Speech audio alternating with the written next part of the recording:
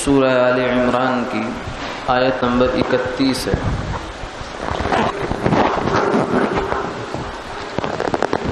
اعوذ باللہ من الشیطان الرجیم، بسم اللہ الرحمن الرحیم۔ قل ان کنتم تحبون اللہ فاتبعونی یحببکم اللہ ویغفر لکم ذنوبکم واللہ غفور رحیم۔ قل اطیعوا اللہ والرسول فإن تولوا فإن اللہ لا يحب الكافرین۔ صدق اللہ العظیم۔ آپ فرما دیجئے اگر تم اللہ سے محبت رکھتے ہو تو میری اتباع کرو، اللہ بھی تم سے محبت رکھیں گے اور تمہارے گناہ معاف فرما دیں گے، اور اللہ بہت بخشنے والے رحم کرنے والے ہیں۔ آپ فرما دیجئے تم اللہ کی اطاعت کرو اور اس کے رسول کی اطاعت کرو، اگر پھر یہ لوگ پھر جائیں تو بے شک اللہ کافروں کو پسند نہیں کرتے، ان سے محبت نہیں رکھتے۔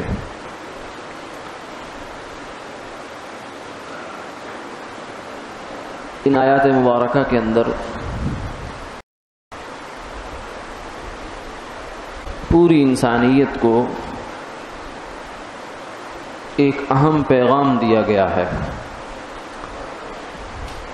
وہ پیغام یہ ہے کہ جو بندہ بھی اللہ تک پہنچنا چاہتا ہے اور اللہ سے محبت کا دعوے دار ہے اور اس محبت کے نتیجے میں اللہ کی محبت کا طلبگار ہے، اور کوئی انسان بھی جو بھی ایمان کا دعوے دار ہے، آخرت پر یقین رکھتا ہے، اللہ کو مانتا ہے، وہ اس دعوے داری اور اس طلبگاری سے دستبردار نہیں ہو سکتا۔ ہر انسان کی ایک بنیادی ضرورت ہے کہ اسے اللہ سے پیار ہے اور وہ چاہتا ہے کہ اللہ بھی مجھ سے پیار کرے، محبت کرے۔ آقا علیہ الصلوۃ والسلام نے فرمایا احب اللہ لما یغدوکم من نعمہ، کہ تم اللہ سے محبت کرو اس وجہ سے کہ اللہ نے تمہیں نعمتیں دی ہیں، صبح سے لے کر شام تک جو تم کھاتے ہو پیتے ہو، اس کی زمین پر چلتے ہو، اس کی ہوا سے، اس کی بارش سے، اس کے رحمتوں سے فائدے اٹھاتے ہو، تو یہ اللہ کی نعمتیں ہیں۔ تمہارا وجود سر سے لے کر پاؤں تک، اور جسم کی سلامتی، اعضاء کی سلامتی، آنکھوں کی سلامتی، ہاتھ پاؤں کی سلامتی، دماغ اور دل کی سلامتی، یہ سب اللہ کی نعمتیں ہیں، اور اتنی نعمتیں ہیں وَإِن تَعُدُّوا نِعْمَةَ اللَّهِ لَا تُحْصُوهَا، فرمایا کہ اگر تم ان نعمتوں کو شمار کرنا چاہو تو شمار نہیں کر سکتے۔ اور ہر نعمت اپنے منعم کا، جس نے وہ نعمت کی ہے، اس سے محبت کا تقاضا کرتی ہے۔ ہمیں کوئی جو ہے تھوڑا سا احسان ہمارے اوپر کر دے، پیاس لگی ہو کو پانی پلا دے، کوئی راستہ بتا دے، سیدھا راستہ بتا دے، تو ہمارے دل سے اس کے لیے شکر کے جذبات ہوتے ہیں۔ کوئی بھی جو ہے وہ شریف انسان کسی کی نعمت کا اور کسی کے احسان کا اپنے دل میں اثر لیے بغیر نہیں رہ سکتا۔ اگر نہیں لیتا تو اس کا مطلب تو یہ ہوا کہ اس بیچارے کا دل ہی مردہ ہو گیا ہے، صلاحیت نہیں ہے، ورنہ ہر انسان یہ صلاحیت رکھتا ہے۔ ماں باپ سے ہمیں کیوں محبت ہے؟ اس لیے کہ انہوں نے ہمارے لیے مشقتیں اٹھائیں، انہوں نے ہمارے لیے قربانیاں کی، انہوں نے ہمیں اپنے سے بڑھ کر ترجیح دی، یہی وجہ ہے محبت کی۔ استاد سے ہمیں محبت ہوتی ہے کہ وہ ہمیں جو ہے سیدھی راہ دکھاتا ہے، تہذیب سکھاتا ہے، انسان بناتا ہے۔ تو یہ سب نعمتیں ہیں جو مخلوق سے ہمیں ملتی ہیں، ہم جس جگہ سے ہمیں نعمت ملتی ہے ہم اس کی جانب جھک جاتے ہیں، میلان ہوتا ہے۔ لیکن اصل مصدر اور اصل نعمتوں کا منبع اور مرکز جو ہے وہ تو اللہ کی ہستی ہے، اللہ کی ذات ہے۔ تو تو اس لیے اللہ کی ذات سے انسان کو بجا طور پہ محبت ہونی چاہیے. اور محبت کا تقاضا یہ ہے کہ یہ یک طرفہ ٹریفک نہیں چلتی، چل ہی نہیں سکتی.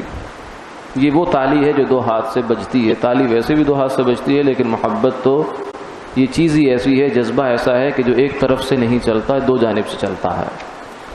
جب آپ کسی سے محبت رکھتے ہیں تو یہ محبت خود تقاضا کرتی ہے کہ وہ بھی آپ سے محبت کرے. جب آپ کسی کا احترام کرتے ہیں تو یہ احترام خود تقاضا کرتا ہے کہ وہ بھی آپ کو قدر کی نگاہ سے، احترام کی نگاہ سے دیکھے. تو محبت تقاضا کرتی ہے کہ ادھر سے بھی محبت ہونی چاہیے. تو اللہ رب العزت کی محبت ہر انسان کے دل میں ہے، ہر صاحب ایمان کے دل میں تو ضرور ہے. اللہ نے اپنی محبت کا نور ہر انسان کے دل میں بھر رکھا ہے. اب مسئلہ یہ ہے کہ یہ محبت اللہ کی نظر میں بھی محبت بن جائے اور وہ بھی ہمیں محبت کر کی نظر سے دیکھنے لگ جائیں. اس کا کیا طریقہ کار ہے؟ اس کا طریقہ کار اس آیت کے اندر ایک ضابطہ کار بیان فرما دیا. فرمایا کہ اگر تم اللہ سے محبت کے دعوے دار ہو اور اس سے محبت کے طلبگار ہو، دعوے دار بھی ہو، طلبگار بھی ہو، اپنی جانب سے محبت پیش کرتے ہو اور اللہ کی جانب سے محبت کا واپسی کا تقاضا رکھتے ہو، تو اس کے لیے پھر ایک ہی راستہ ہے، فاتبعونی، میرا اتباع کرو. حضور صلی اللہ علیہ وسلم کا اتباع.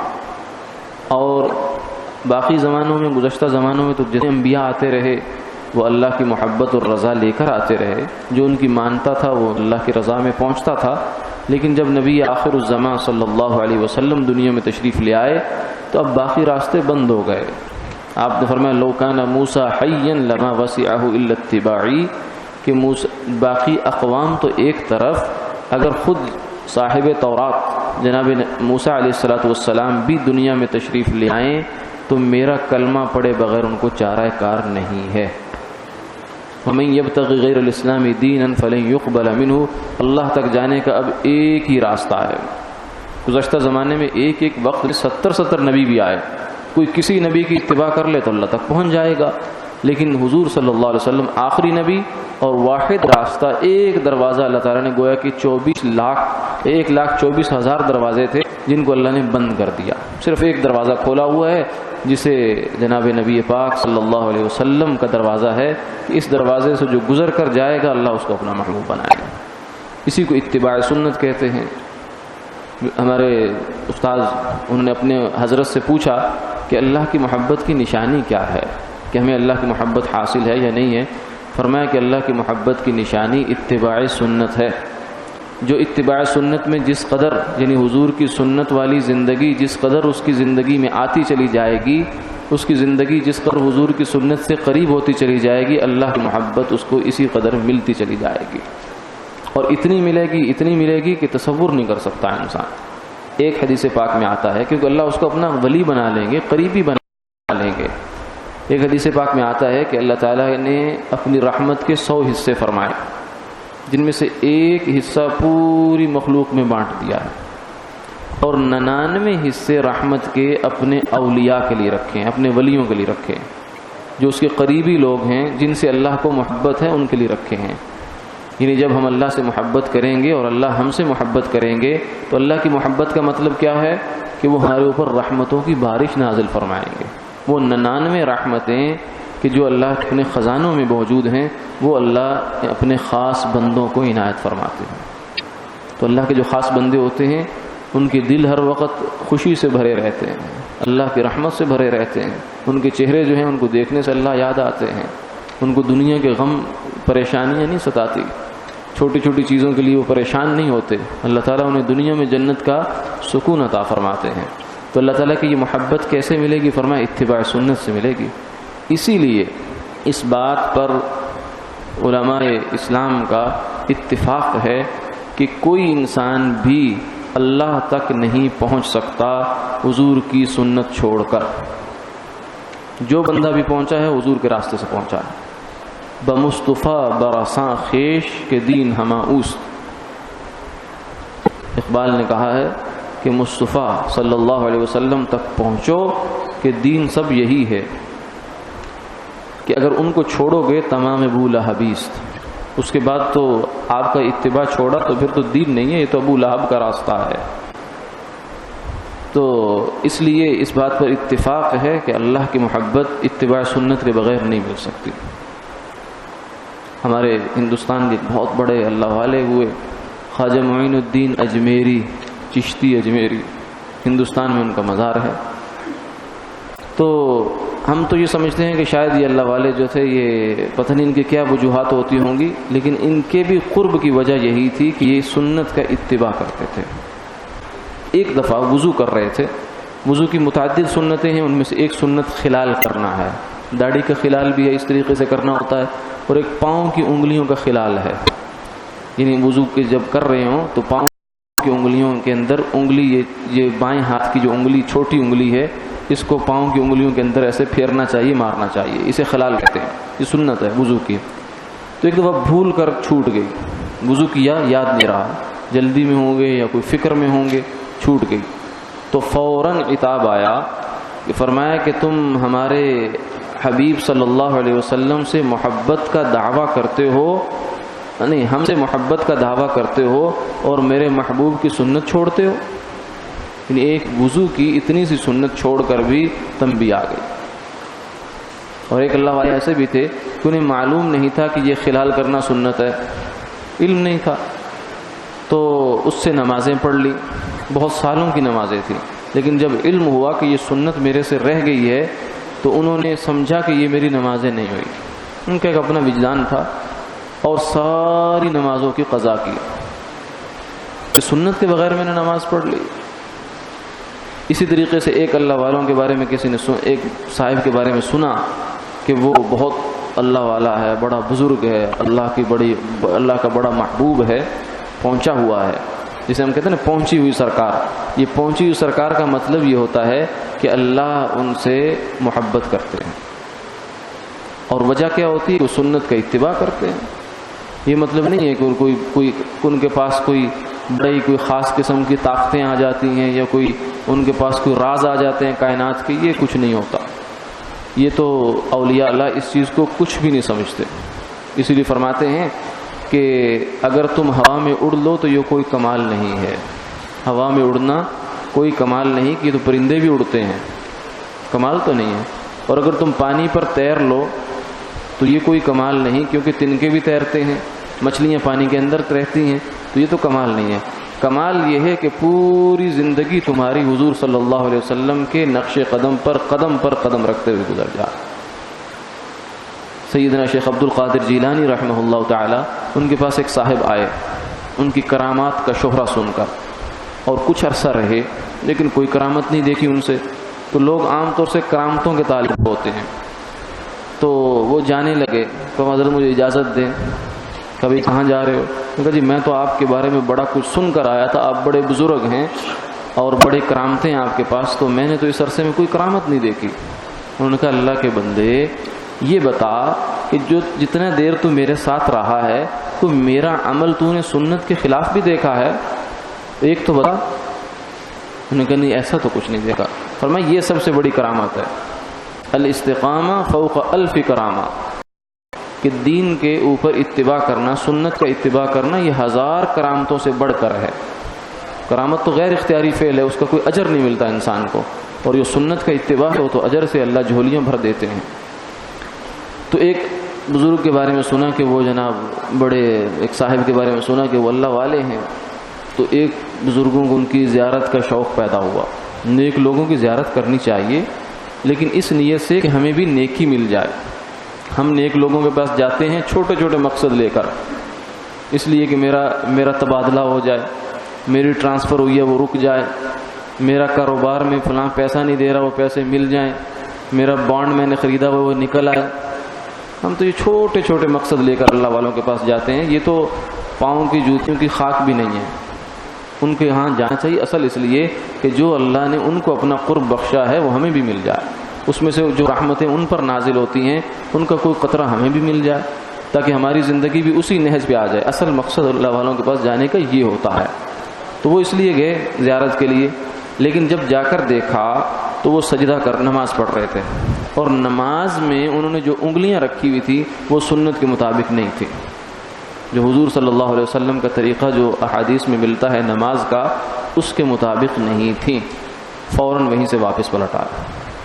فرمایا کہ جو بندہ اتباع سنت کا یہ اس حد تک خیال نہیں رکھتا، وہ اللہ کا ولی نہیں ہو سکتا۔ کسی کو دھوکہ لگا ہوگا، ولی نہیں ہو سکتا۔ اللہ کی ولایت جو ہے وہ اس کی پہلی اور آخری شرط وہ اتباع سنت ہے۔ قل ان کنتم تحبون اللہ، یہ آیت بڑی واضح ہے، بڑی صریح ہے، اس میں کسی تعویل کی کوئی ضرورت نہیں کہ ہم کسی بات کو کھینچ تان کر ثابت کرنے، ایسا نہیں ہے، بالکل واضح ہے کہ اگر تم اللہ سے محبت کرتے ہو فاتبعونی، میرا اتباع کرو، یحببکم اللہ، اللہ بھی تم سے محبت کریں گے، ویغفر لکم ذنوبکم، اور اگر سمجھو کہ ہماری زندگی تو بڑی گندی ہے، اب تک ہم تو ایسے ہی گزرتے رہے، تو غم نہ کرو، یغفر لکم ذنوبکم، جب میرے محبوب صلی اللہ علیہ وسلم کے دامن کو تم تھام لو گے تو اللہ تمہارے گناہوں کو معاف فرما دیں گے، پچھلا حساب پاک کر دیں گے، واللہ غفور الرحیم، اللہ بڑے بخشنے والے ہیں، رحم کرنے والے ہیں۔ پھر آگے فرمایا کہ عبداللہ بن ابی نے جب پہلی آیت سنی، منافق تھا، تو کہنے لگا کہ نعوذ باللہ، حضور صلی اللہ علیہ وسلم اللہ کی محبت کے نام پر اپنے پیچھے چلانا چاہتے ہیں لوگوں کو۔ جیسے کچھ لوگ آج بھی یہ بات کہتے ہیں کہ ہمیں قرآن کافی ہے، ہم نے حضور کو کیا کرنا، نعوذ باللہ من ذالک۔ وہ یہ سمجھتے ہیں کہ آپ کی حیثیت صرف اتنی ہے کہ جیسے ڈاکیا آپ تک خط پہنچا دیتا ہے، اس کے بعد آپ کو ڈاکیے سے کیا سروکا، وہ کون تھا، کیسا تھا، کہاں سے آیا تھا، بس آپ کا خط آپ تک پہنچ گیا۔ تو وہ سمجھتے ہیں کہ حضور کی حیثیت تو نعوذ باللہ صرف اتنی ہے۔ تو یہ عبداللہ بن ابی کی سوچ تھی، اس نے اس وقت یہ اعتراض کیا تھا۔ تو اللہ تعالیٰ نے فوراً قرآن پاک کی آیت نازل فرمائی، قل اطیعوا اللہ واطیعوا الرسول، فرمایا کہ تم اللہ کی اطاعت کرو، اور اللہ کی اطاعت رسول کی اطاعت، اور رسول کی اطاعت اللہ کی اطاعت، کیونکہ حضور صلی اللہ علیہ وسلم تمہیں اپنی ذات کی طرف نہیں بلاتے، وہ تو تمہیں اس لیے دعوت دیتے ہیں کہ تم اللہ کے احکامات ماننے والے بن جاؤ۔ تو حضور کی اطاعت الگ کوئی چیز ہو اور اللہ کی اطاعت کوئی الگ چیز ہو، یہ نہیں ہے، بلکہ اللہ کی اطاعت حضور ہی کی، اللہ کا حکم ماننا حضور کے حکم کے نیچے آنا ہے، اور حضور کے حکم کو ماننا یہ اللہ کا حکم ماننا ہے۔ قل اطیعوا اللہ والرسول، تو یہ یعنی گویا کہ اس کا آگے جواب دے دیا کہ یہ جو اتباع کا حکم دیا ہے وہ اس لیے ہے کہ دراصل حضور کی اتباع اللہ کی ہی اتباع ہے۔ ہمارے ایک بزرگ ہیں، وہ فرماتے ہیں اللہ تعالیٰ کی ذات چھپی ہوئی ہے، دنیا میں نظر نہیں آتی، لیکن حضور صلی اللہ علیہ وسلم کو اللہ نے ظاہر کیا ہے تاکہ لوگ آپ کے نقش قدم پر چل کر میرے تک پہنچ جائیں۔ گویا کہ محبت کرنے والوں کے لیے یہ ایک مجدہ ہے، خوشخبری ہے، کیونکہ جو بندہ کسی کو محبت کرنے والا ہے، ہمیشہ محب چاہتا ہے کہ محبوب سے ملاقات ہو، اس کی دید ہو، اس کو دیکھنا نصیب ہو۔ تو جو ہمارے اندر بھی اللہ نے ایک حسن کو دیکھنے کی ایک طلب رکھی ہوتی ہے کہ انسان عمدہ سے عمدہ چیز کا طالب ہوتا ہے، یہ دراصل اللہ نے حسن مطلق یعنی اپنی ذات کی طلب رکھی ہے، اپنی ذات کی طرف۔ تو اس ذات تک پہنچنے کے لیے راستہ کہاں سے جائیں گے؟ فرمایا کہ یہ میرے محبوب ہیں حضور اقدس صلی اللہ علیہ وسلم، تم ان کا دامن تھام لو، ان کی انگلی پکڑ لو، تو یہ تمہیں میرے تک پہنچا دیں گے۔ یہ آپ صلی اللہ علیہ وسلم کا بھی اس میں شرف ہے، اور انہی آیات کے اندر اللہ کا قرب حاصل کرنے کا ایک ہی طریقہ ہے، اس میں کوئی دو نہیں ہے، کوئی دو بیانی نہیں ہے اس کے اندر، یعنی اس میں کچھ سمجھنے میں کوئی دشواری نہیں ہے کہ سوائے اتباع سنت کے اللہ کا قرب انسان کو نہیں مل سکتا، نہیں مل سکتا، نہیں مل سکتا۔ یہ طے شدہ چیز ہے، جو جتنا اتباع سنت پر کامل ہے وہ اتنا اللہ کے قریب ہے، جو جتنا سنت سے ہٹی ہوئی زندگی ہے وہ اتنا اللہ کی رحمت سے دور ہے۔